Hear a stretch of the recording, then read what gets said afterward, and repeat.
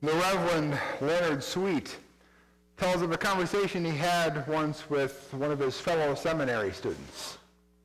His friend, we'll call him Bob, talked about conflicts he'd had with his dad. They were as different as chalk and cheese. Bob was AAA, athletics, academics, and arts. And he was a life of the party kind of guy. Bob's dad had dropped out of high school, worked a series of hands-on, bent-back jobs throughout his life, and had many physical problems. He was quiet and rarely showed his emotions, positive or negative. But despite their differences, Bob and his dad watched a football game together every week on the saggy old family couch. And at some point during the game, Bob's dad would reach over and hold his son's hand for a few moments, squeezing his hand a couple of times and then releasing it. Those football games were Bob's dad's way of communicating the love he had for his son, the love he couldn't express with words. Today is the 10th anniversary of 9/11. It's also the first day of the NFL Sunday football. We all remember where we were and what we were doing this morning 10 years ago. And today we struggle with the horror and heritage of what happened on 9/11. But as we remember that day of infamy, believe it or not, we might find some connection by holding hands and watching a football game. You see, 4 of the first televised games of this NFL season were specifically chosen to commemorate the events of 9/11. At noon today, there's a game between Pennsylvania and Baltimore. Midway between those two cities is Shanksville, Pennsylvania, the site of the crash of Flight 93, which the terrorists had destined for the White House. At 3:15, there's a game between the New York Giants and the Washington Redskins, played only a few miles from the site of the Pentagon plane crash. Also this afternoon, there's a game between Carolina and Arizona, which will feature ceremonies honoring Pat Tillman, the Cardinals player who left a lucrative pro football career to join the military after the 9/11 attacks and was killed in action. Finally, at 7:20, the Dallas Cowboys will play the New York Jets just across the Hudson River in full view of where the Twin Towers fell. Now, you might have guessed by the color of my shirt and the color of my socks what game I'll be watching today.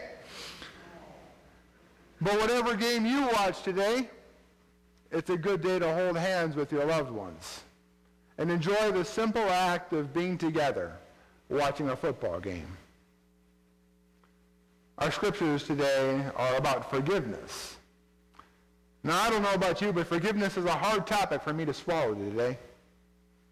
William Williman writes, "The human animal is not supposed to be good at forgiveness. Forgiveness is not some innate, natural human emotion. Vengeance, retribution, violence, these are natural human qualities. It is natural for the human animal to defend itself, to snarl and crouch into a defensive position when attacked, to howl when wronged, to bite back when bitten. Forgiveness is not natural." He's right, of course.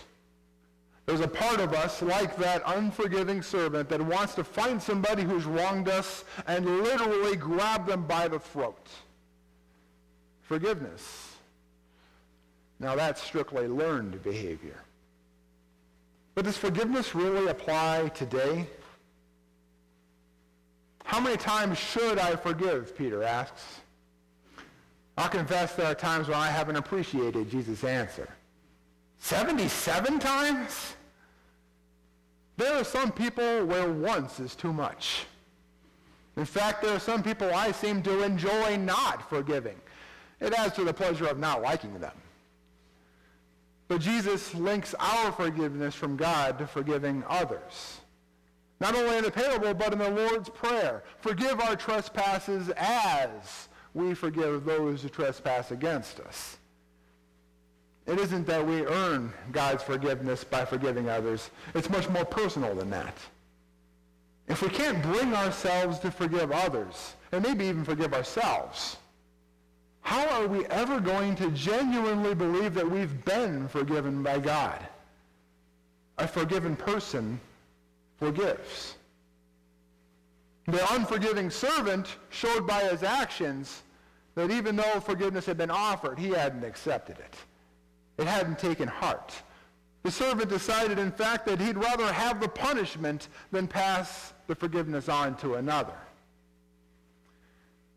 So in many ways, forgiving isn't for the other person's sake, but for our own well-being.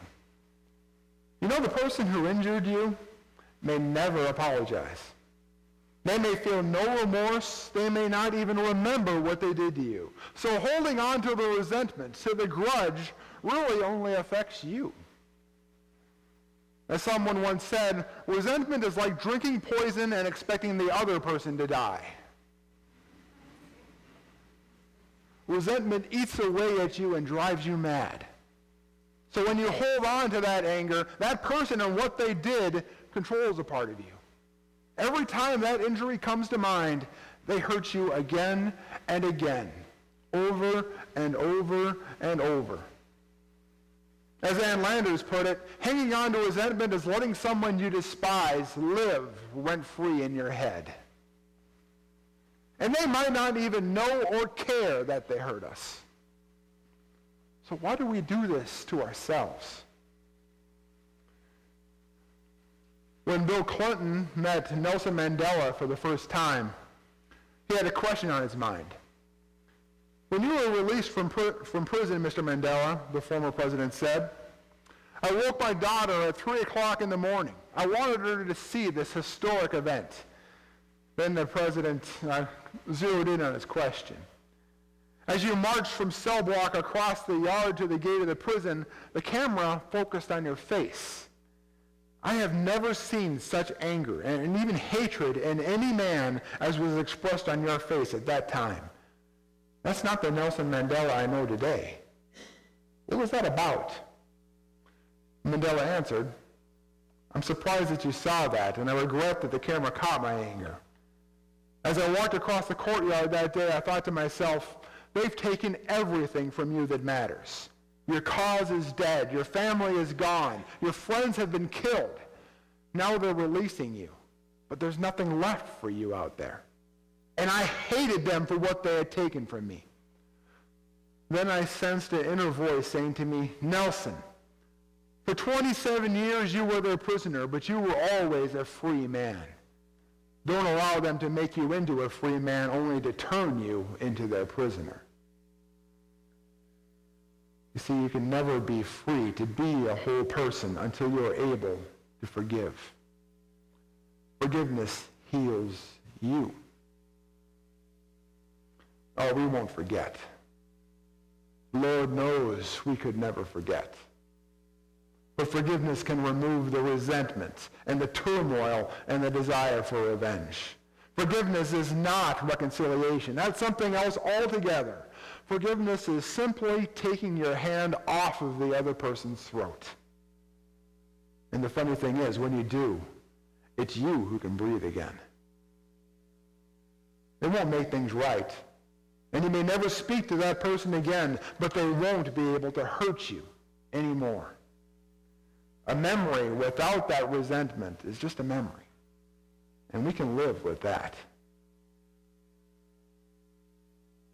Patty Davis, the daughter of Ronald Reagan, said that her dad made a lasting impression on her the day after the assassination. She said this, the following day my father said he knew his physical healing was directly dependent on his ability to forgive John Hinckley. By showing me that forgiveness is the key to everything, including physical health and healing, he gave me an example of Christ-like thinking. Forgiving heals you. Today, we remember a wound that we can never forget, but we will not let them hurt us anymore. We will forgive. Not because they are worth it, but because we are. Forgiveness heals us. This isn't something that comes to us naturally. It's learned behavior. We can only forgive by the strength of the one who taught us from a cross. Father, forgive them, for they know not what they do. Hold your loved ones close today. Maybe even watch a game. And remember how precious each moment is. Don't waste one more second on a grudge. Amen.